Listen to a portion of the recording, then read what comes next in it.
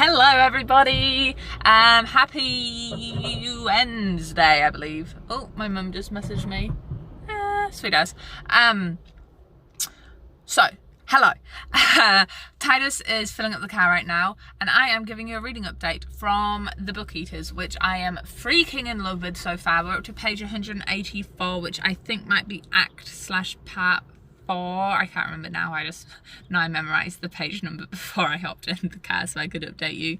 If you don't know what this book is about, first of all, I started reading it in the last blog and it was sent to me by HarperCollins and it sounded so good I just had to read it straight away. We basically have a how do I even word this? Fantasy, but it's kind of a weird book.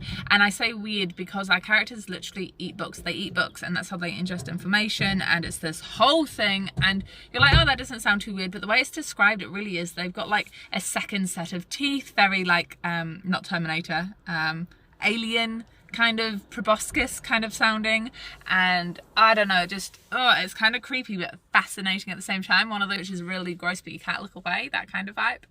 And basically she's on a journey to save her son because her son is one of the book eaters, but they are a mind eater, so they stick their tongue in people's ears and suck their brains out. Disgusting, I know, but I'm really loving it, and something that I'm enjoying at the moment is how things are unfolding. New characters are constantly being introduced. This author has done a really good job at keeping the book interesting and fast-paced without having you waiting.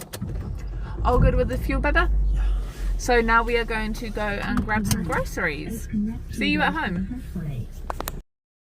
Hello people of the internet. I'm going to show you what $94 got us at the New Zealand supermarket.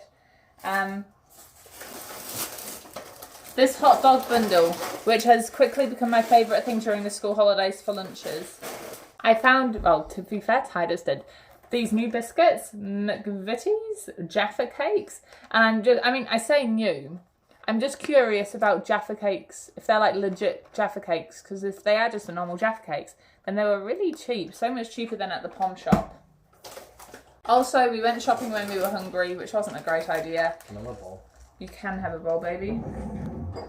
You can't have a bowl, baby. Let me get a clean one from the dish. We found these oat and caramel cookies. We didn't buy just snacks, by the way. We've got stuff for dinner. We're going to make our quiche. We've got some pastry and a kilo of bacon, which we need to sort out. We got some pork, some asparagus, apples, cream.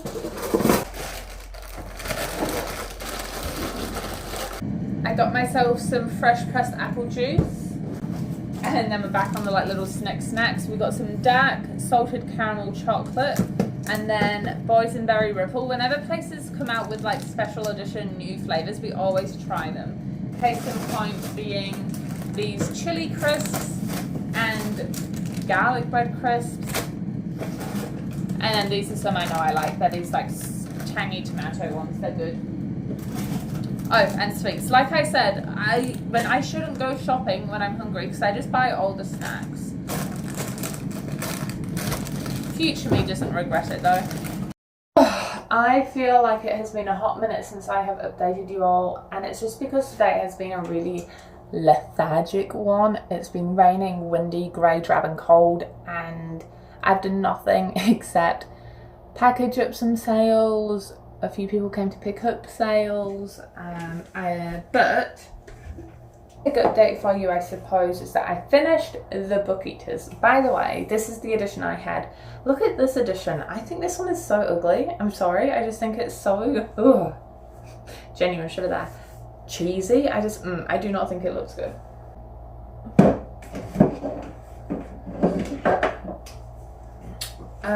So as I have some pre-workout and get ready for the gym, let me talk to you about the book. I'm going to give it 5 stars, and you guys know that my reviews and thoughts are truly my own, even though I was sent this book for free. I've definitely given books I've been sent bad reviews before, so just know it's completely honest. But this book I'm giving 5 stars. I think that the plot itself was phenomenal. Chef's kiss.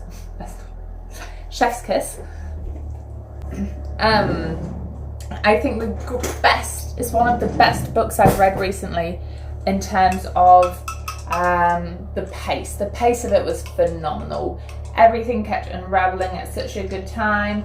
You are kind of stitching things together, but you don't really have time to figure out what's going on because of how quickly it's revealed. You kind of figure stuff out as you are told, which I think is good. And the characters are really good. I've already told you about my critique on the world building.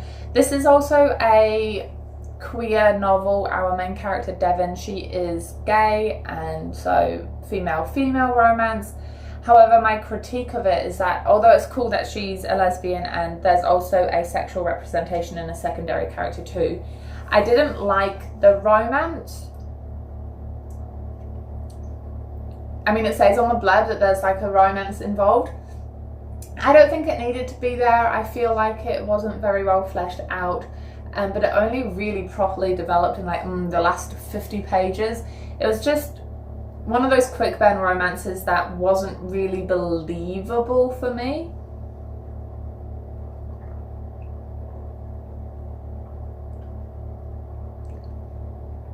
However, it didn't impact my enjoyment of the book enough for me to drop it a star. The rest of it was phenomenal.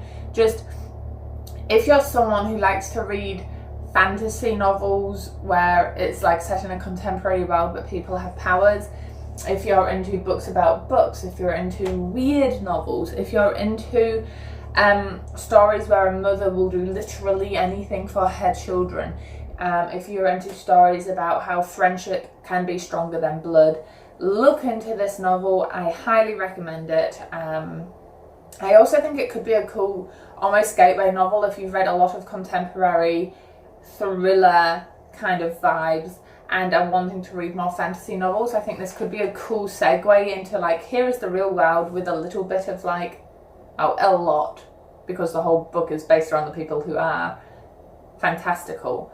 But I think you guys know what I mean. But anyway, sorry there's not been much vlog content today. It's just been us chilling out doing groceries. We vacuumed, we've just tidied the house, nothing too fancy. So I will say sayonara, time to get my ass to the gym, and I will see you tomorrow morning.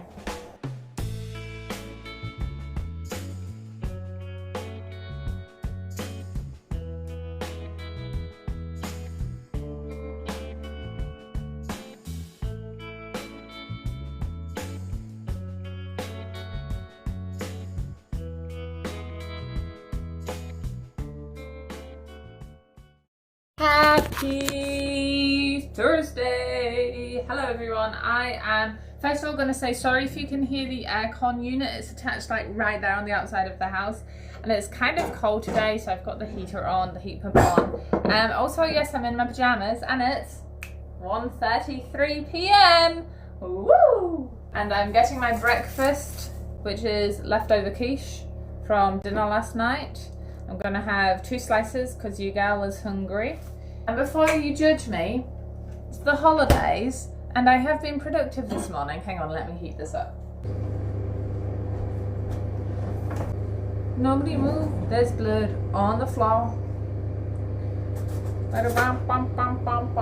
Anymore. I have been doing a lot of social media stuff. I caught up on a bunch of book reviews and posted 3 reviews this morning. Apologies if you are someone who follows me on my Bookstagram and you just got inundated with things. I just hated the aesthetic I had going, so I just finished posting all the books I had already like edited to fit the aesthetic, and I'm having a fresh start. And I'm really proud of how the edited photos came out. I'll throw a few up here that I probably have already put on Instagram by the time this video comes out. I just enjoy the editing at the moment of like photos like this. My personal Instagram kind of has this sort of vibe to it, so I'm just going with it. I also updated my YouTube channel banner and photo to look like this. In a previous vlog, either the last one or the one before, I talked about like my little YouTube identity crisis. Not really a crisis, I was just being hyperbolic, but how this is more of a vlog channel these days rather than booktube, because booktube for me puts pressure on me in terms of I feel like I need to buy books for hauls. Feel like I need to read heaps of books. I feel like I need to read heaps of books just to be considered a booktuber, which is stupid. As well as to be able to recommend books, and I just want to take that pressure off me. I know I don't have to read heaps in order to be able to recommend books, but I have rebranded as like a vlog channel with a sprinkle of booktube. This is a good quiche. What else have I done? I did my thumbnail for vlog 87. I cannot remember what vlog we are up to. Crazy that we're at almost 100. I reckon we'll be at 100 by the end of this year, which is ridiculous. All right, let's quiche finished. I'll put the dish away in a second. This is why my house gets messy. I just whatever. Adulting is a farce. Okay, we need to pick a different book. We read this one. It was awesome. I loved it. 5 out of 5 stars. Holy moly. I've looked up Sonia Dean's next book, and it's releasing sometime soon, and it's all about like memories, which I think she'll do fantastically with. I'm so excited to have discovered this author. I don't know why I'm so happy today, but I'm happy to be happy. Do I want to get rid of this book though? Do I want to keep it? Do I want to get rid of it? Do I want to keep it? I'll keep it for now. But we're back on the shelf because what do I read next? Now, here's the thing. That was an arc, and I feel very good about reading an arc and getting my review in. Now I'm thinking I should read another arc. So let me see what arcs I've got. This is House of Kwa, which is an autobiography. And the premise of it starts by saying Mimi, so Mimi Kwa, ignored a letter for days, but when she finally opened it, the news was so shocking her hair turned grey. Why would a father sue his own daughter? I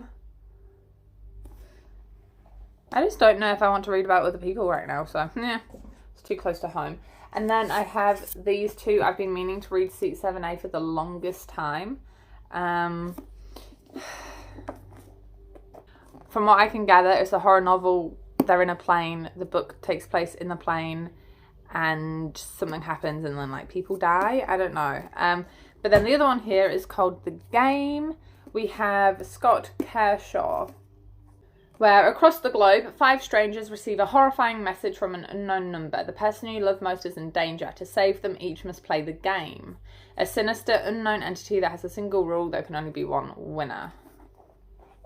Oh, you know what? I think I am still in the mood for that arc that I was going to read before I picked up the Book Eaters. Tripping. Here for the right reasons. I'm going to read this. Yeah, I'm in the mood for like romance. I think because the last book had romance in it that I didn't find very fulfilling or purposeful or believable, I now want to read like a good romance. So I'm going to get myself a caramel apple though. I did not realise they can do this. Can you see how all the caramel's like shoved down? I just didn't know that was a thing.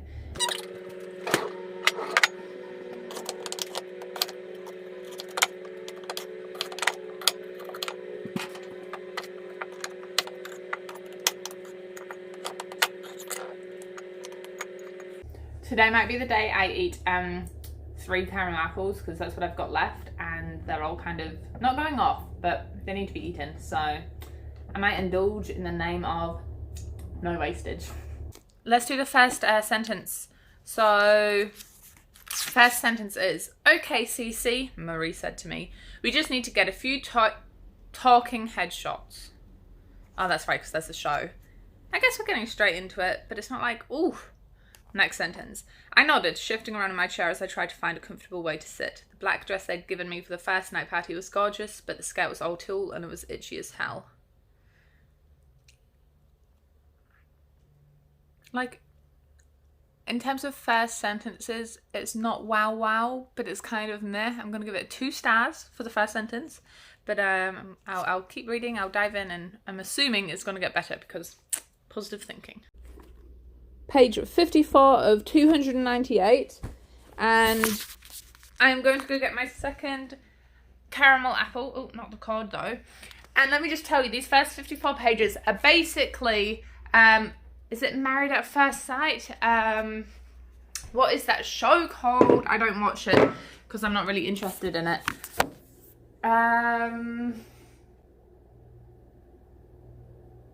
Where there's like one guy and all these women come and they get eliminated each week. But that's basically what it has been so far. Our main character, I mean in the blurb, okay, these are not separating. So it looks like we're having both of them. In the blurb, we know that our main character doesn't get through the first round, and we've just got to that point, hence why I'm stopping now. And it's all right. I mean, it's definitely what it says it is so far, and I'm enjoying it. It's very easy to read. I am intrigued, however, to see how the plot unfolds, because there's lots of tropes and cliches that no doubt are going to happen in this book. And whilst cliches aren't always necessarily bad, and tropes aren't necessarily bad, I hope there's enough in this book that makes it different to other books, you know, so it's still a new and different reading experience.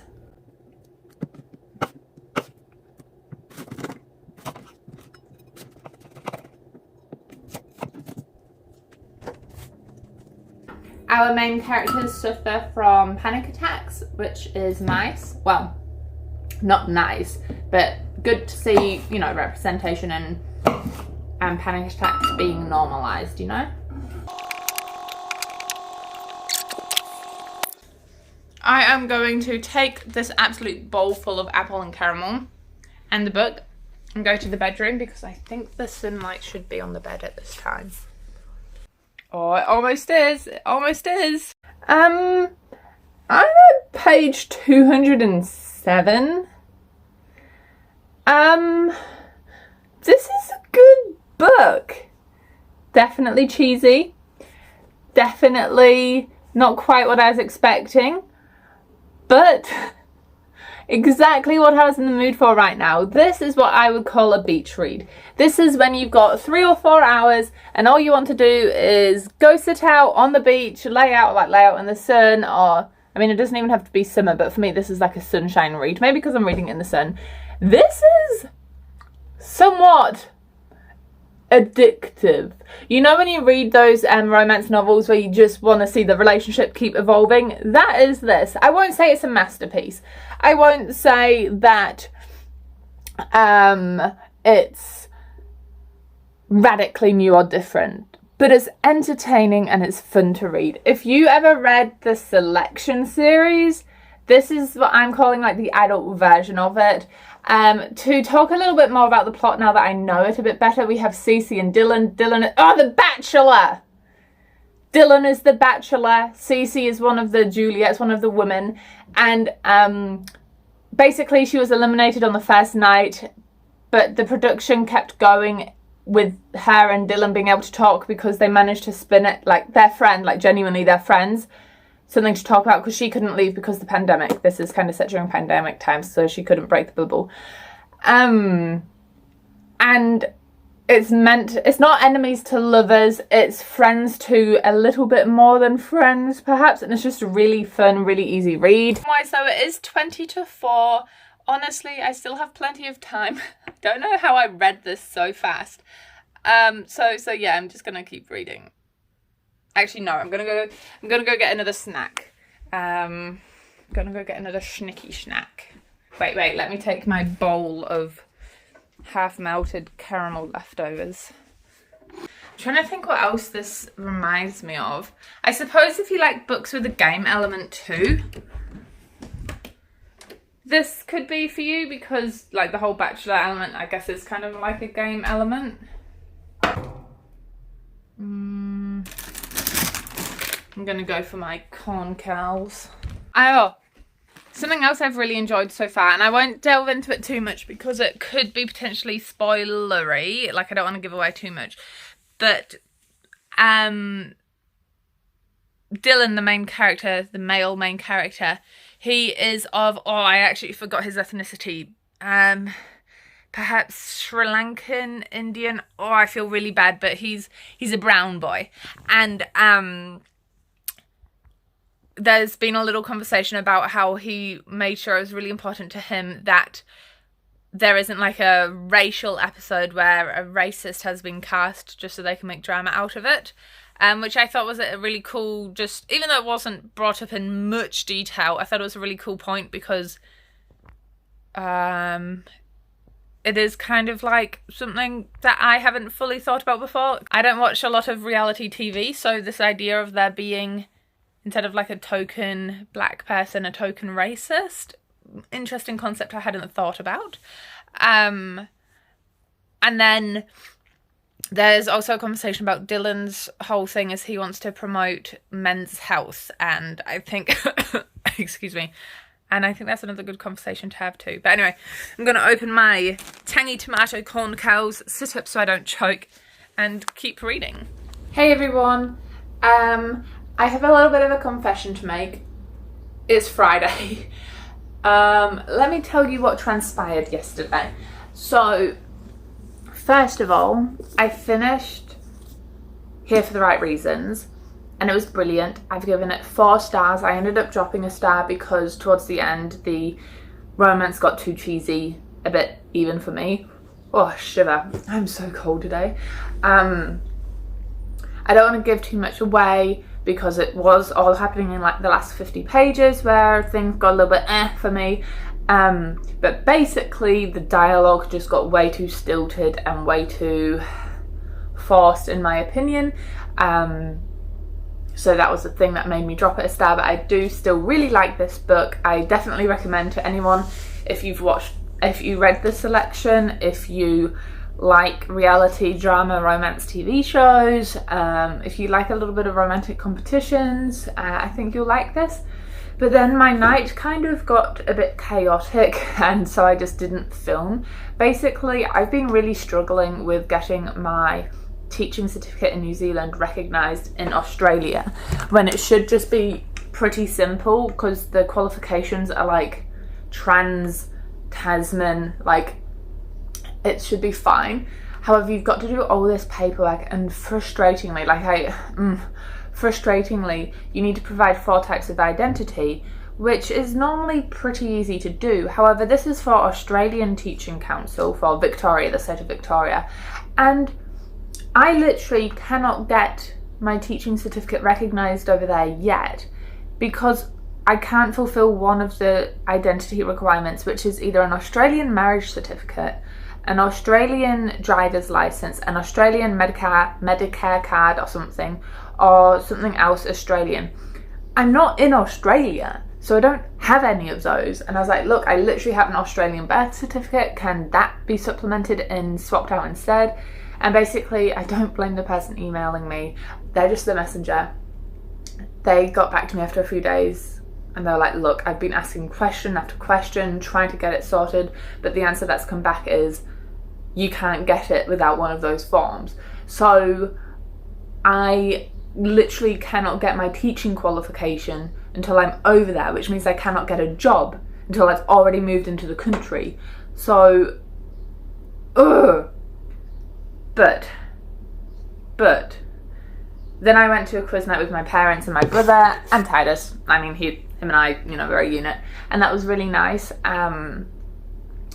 But with the news I just got, like literally I read the email pretty much just before we went, I was feeling really upset. I didn't have time to like cry frustration tears. And so like nothing about my parents, that was beautiful, fine, I had fun, but there are a lot of other people there, a lot of sound, a lot of smells, and I just got a little bit overwhelmed. So I went for a bathroom break, took a few deep breaths, came back, and I was like feeling a little bit better, but still like it wasn't great. But then I got a call, I missed the call, and I got an email, and it's a school I applied to, reaching out and saying I've got an interview for Tuesday. So, a huge bloody roller coaster, honestly. Sorry, I try not to swear, if you count bloody as a swear word. But honestly, it was just so overwhelming. I came home, had a really hot shower, and went to bed. So that's what happened last night. And this morning, basically, I had a big sleep. I got up, had some breakfast, and I will admit that I have started reading another book because all I had the mental capacity to do is get lost in another world. So I've started reading Ben Aronovich's Rivers of London series. This is interesting. I'm up to page 32 of 390, so it's a little bit of a bigger book than I've picked up, but it's already a really easy read. It's a fantasy novel where basically we have our main character called Peter, who is like apprentice policeman, I suppose, in London, and somebody gets beheaded and their body is found, and our character, what I just say, Peter, is kind of standing watch and guarding the crime scene at like 5 in the morning or something, and he sees a ghost and he talks to the ghost, and the ghost witnessed it all, and that's where I'm up to basically. And it's just kind of interesting so far because he took it all really normally. Like, he didn't think that talking to a ghost was normal, but he's kind of just taken it in stride. Like, it's not suddenly a whole world of questions that need to be answered. So I'm very intrigued to see where this goes. The writing style is interesting. I think it's just the character, like the character building, their personality comes across as very like not forward thinking, like a single path, you know, like you don't really think of other things. It's like, right, what's next, and that comes across quite interesting when it's put into a written style. Hello everyone. It's been a couple of days, as you can tell by whatever day is waving up on the screen right now, and I just want to let you know that first of all, sorry for not vlogging. I just needed to not worry about filming everything for a little bit, and you know, I'm still making sure I balance vlogging moments of my life and then also being present in my life. On Saturday, just to wind back, I'll make sure I scooch over so I've got space to pop pictures. My partner, so Titus's friend, I won't say names just because, you know, privacy, is in the New Zealand Air Force, and they had an Oktoberfest, so that's why I didn't vlog anything yesterday. We basically got up in the morning, got the costume sorted. Here is what I wore, and here's Titus and I together. If you follow me on like my personal day-to-day Instagram, you will have seen these pictures. I posted them today. I just think they're so cute, and we did a really good job, I think, of making our costumes not I don't know, look too bad. All of my items from my costume are literally items in my wardrobe. I didn't have to buy anything except the green ribbon to go in my hair, which is going to be useful for Christmas presents anyway. And Titus only had to buy brown shorts and like the $3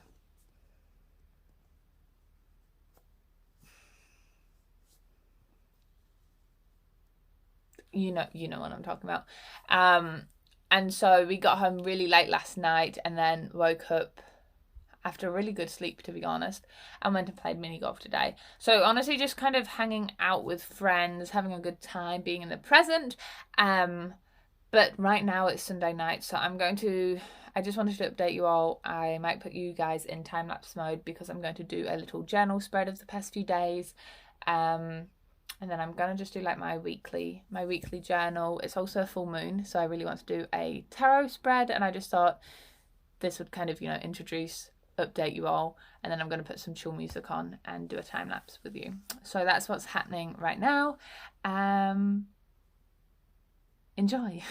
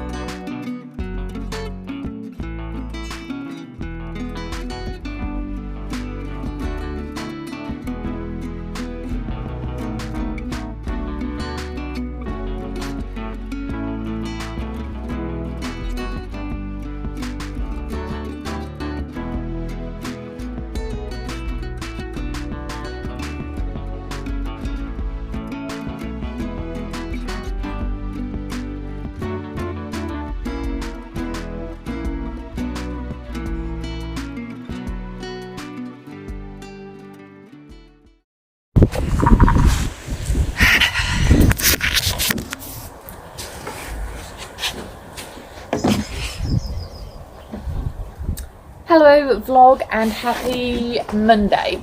I am in a really weird mood and I can't quite place what emotion it is that I'm feeling, although right now I am cold. Why am I outside? This morning I was feeling restless, so I got round to reading the garden, which is a chore I've been pushing off for literal months, but I did that. Titus is at work and I'm kind of at home, not necessarily twiddling my thumbs, not necessarily procrastinating because I've been productive, but I've just got this weird feeling of like a mixture of not doing enough, recognizing I need a rest and that I've been productive, and like almost somber. It's really hard trying to explain the vibe that I've got right now. It's almost like, oh, how do I explain it? I don't know, like I'm in grief or mourning about something and I have no idea what. The move is still in full swing. This bookshelf is still here, which is annoying me. I really need someone to just come buy it and pick it up. I've listed it so cheap. Pretty much giving it away, to be honest. And I'm just in this mood of, what do I do?